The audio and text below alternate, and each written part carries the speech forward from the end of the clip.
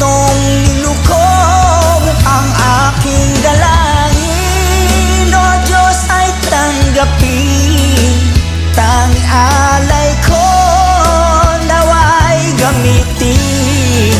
Ito lamang Jesus, wala nang iba pa akong hinihingi.